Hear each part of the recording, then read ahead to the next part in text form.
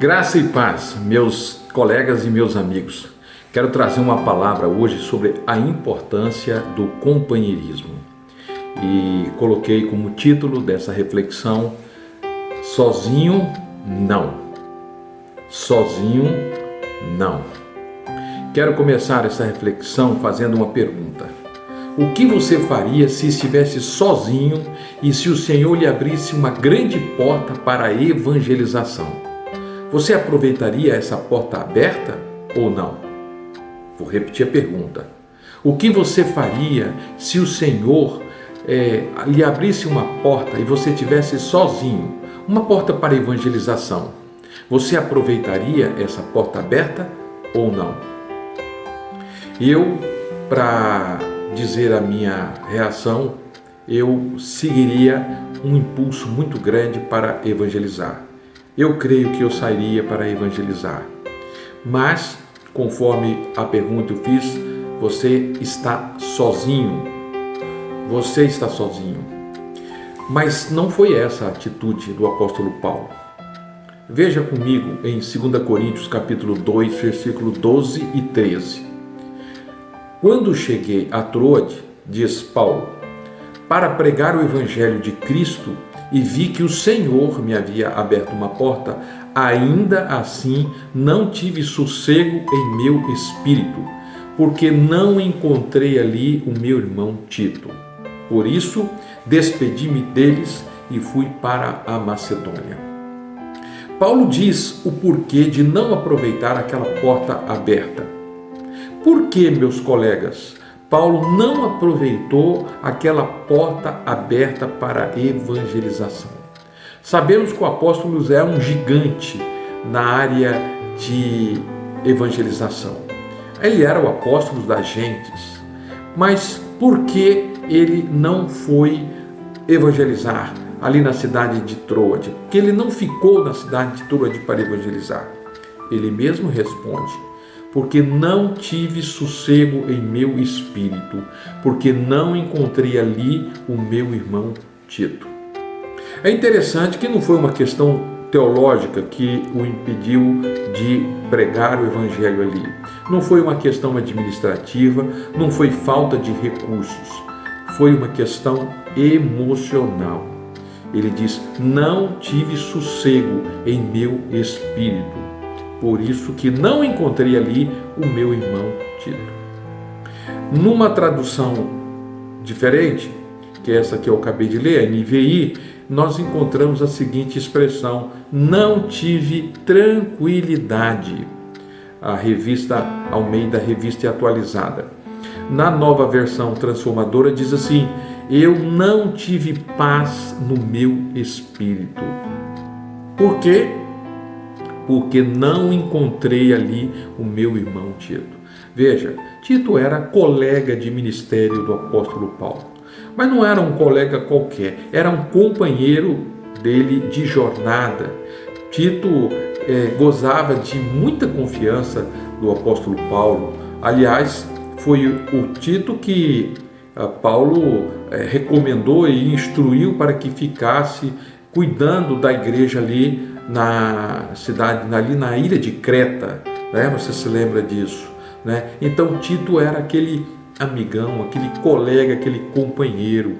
Ele ficou sozinho, né? Ficou sozinho. Penso que Paulo tinha uma convicção muito forte sobre o valor do companheirismo, da parceria ministerial. Creio que para Paulo o um a um era inegociável. Penso que ele aprendeu com o seu mentor Barnabé, mentor e companheiro das viagens missionárias. Paulo sempre viajou acompanhado de algum colega, de algum companheiro nas lides ministeriais. Paulo, como ninguém, entendeu o que significa fazer discípulos. Paulo, na verdade, teve muitos companheiros de ministério, mas Tito era um desses com que ele caminhava para e passo. Para ele, ministério tinha uma máxima: sozinho, não. Mas essa história não termina aqui, não é? Para onde foi Paulo? Ele diz, para Macedônia. Se você acompanhar a leitura no capítulo 7 dessa mesma carta, versículos 5 a 7, Paulo continua a história dizendo: pois quando chegamos a Macedônia, não tivemos nenhum descanso, mas fomos atribulados de toda forma, conflitos externos, temores internos. Deus, porém, que consola os abatidos, consolou-nos com a chegada de Tito, e não apenas com a vinda dele, mas também com a consolação que vocês lhe ministraram. Ele nos falou da saudade, da tristeza, da preocupação de vocês por mim, de modo que a minha alegria se tornou ainda maior. Conflitos externos. Paulo diz assim, que foi atribulado de toda forma. Conflitos externos. Pensa comigo, o que seriam esses conflitos externos? Eu creio, meus colegas, que um dos conflitos muito fortes que Paulo teve foi com os judaizantes. Você se lembra dos judaizantes? Eram aqueles caras que, para onde Paulo ia pregar o evangelho, lá eles estavam. Eles sabiam que Paulo ia para um canto, para o outro, lá eles estavam para perturbar o ministério. Paulo pregava uma coisa, eles desfaziam o que Paulo fazia. Ele ganhava pessoas para Jesus, os judaizantes iam lá doutrinar, desfazendo aquilo que Paulo fazia, não é? Então penso que os judaizantes foi uma pedra no sapato de Paulo. Eu penso até, meus irmãos, é uma convicção pessoal, que os judaizantes eram o espinho na carne do apóstolo Paulo. É isso mesmo, espinho na carne. Paulo disse até que ele orou 3 vezes pedindo que Deus livrasse, né, daquele espinho, mas o Senhor não o livrou. Eu penso que foi os judaizantes, né? Então, será que você tem pessoas que fazem oposição ao seu ministério? Será que você tem pessoas que desfazem aquilo que você diz, que te critica, que fala mal das suas mensagens, que fala mal da sua postura como pastor, não é? Que fala mal da sua esposa, fala mal dos seus filhos, fala mal da sua família? Você tem gente assim no seu ministério? Pois bem, Paulo tinha pessoas assim. Aliás, dizem até que e tem alguns crentes na igreja cujo prato predileto deles no domingo, na hora do almoço, sabe qual é? Pasto frito. É isso, pasto frito. Como as pessoas gostam de falar do pastor. Como você se sente debaixo de tanta crítica, não é? Talvez conflitos externos fosse a própria saúde abalada, não é? Paulo viajava nas mais diferentes estradas da Palestina, do Império Romano, não é? Com chuva, com frio, com neve. Quantas vezes ele ficou sem fazer refeição, quantas vezes ele ficou dormir, não é? Conflitos externos com as pessoas, não é? Com seus opositores, não é? Então, ele disse: fomos atribulados de toda forma. Mas ele diz também temores internos. Ele foi atribulado com temor interno. Que temores seriam esses? Que temores internos, não é? Medo de não agradar pessoas, não é? Você já teve esse sentimento?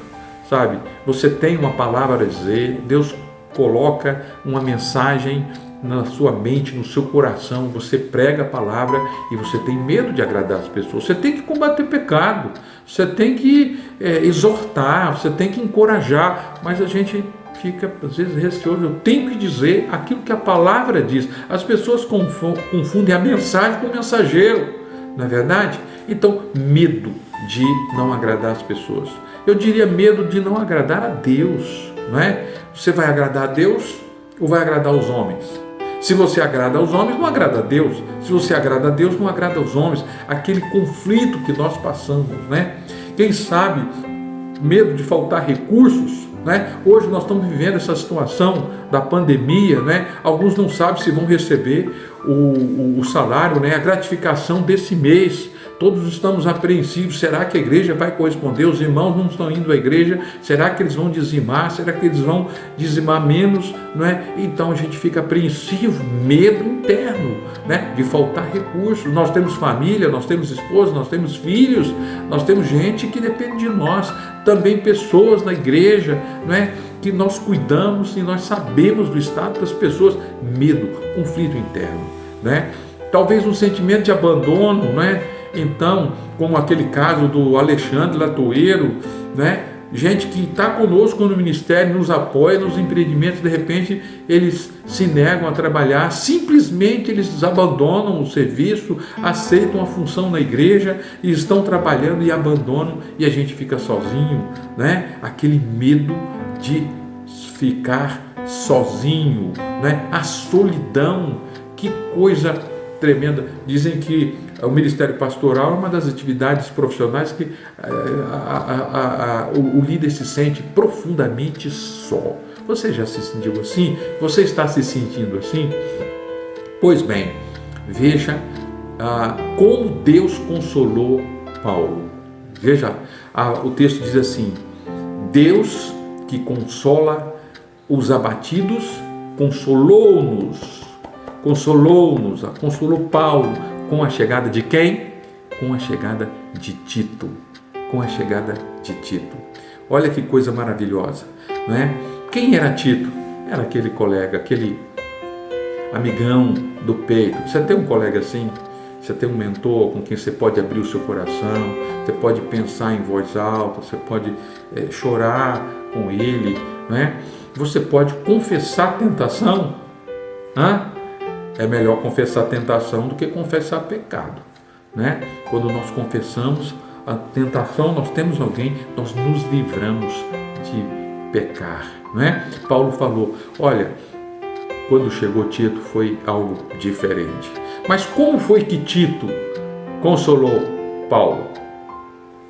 Ele mesmo diz, ele falou-nos da saudade, da tristeza, da preocupação dos coríntios por ele. Olha só, Paulo recebeu aquela palavra que ele precisava, não apenas a presença de Tito, mas as palavras de Tito, né? Falou da saudade, como é importante a gente ouvir, né, de alguém aquela mensagem que a gente deu, aquele conselho, né? Então dá um feedback para a gente a respeito do nosso ministério, como é importante a gente receber uma palavra de afirmação. Pessoas estão se preocupando conosco, é bom, é gostoso a gente saber disso, né? Então foi assim que Deus consolou. Como é que Deus nos consola? Deus nos consola com colegas assim, né? No ministério, né? Hoje nós estamos vivendo uma situação de distanciamento, nós estamos usando a live, nós estamos usando os recursos aí tecnológicos, né? Que coisa boa a gente poder ligar para o colega e dizer, olha que legal, né? Você está fazendo um bom trabalho, eu gostei da mensagem que você pregou, a sua live eu assisti, participei, olha, dei um sinalzinho com a mão, né? Liguei para o colega, que coisa boa. Ainda hoje eu recebi uma mensagem do Zap de um colega lá de Pernambuco dizendo, olha, que legal, eu orei por você hoje, sabe? Puxa, fiquei tão alegre. Colega, não é do meu relacionamento assim, mas ele se lembrou de mim, legal, mandou a mensagem, eu orei por você hoje, né? Qual foi o resultado da companhia? Então, o resultado foi, Paulo diz, a minha alegria se tornou ainda maior. Olha só, no início desassossegado, sem paz de espírito, intranquilo. Agora no fim, alegria redobrada. Colegas, nesse tempo de pandemia, vamos valorizar o companheirismo de um colega no ministério. A minha expectativa é que a partir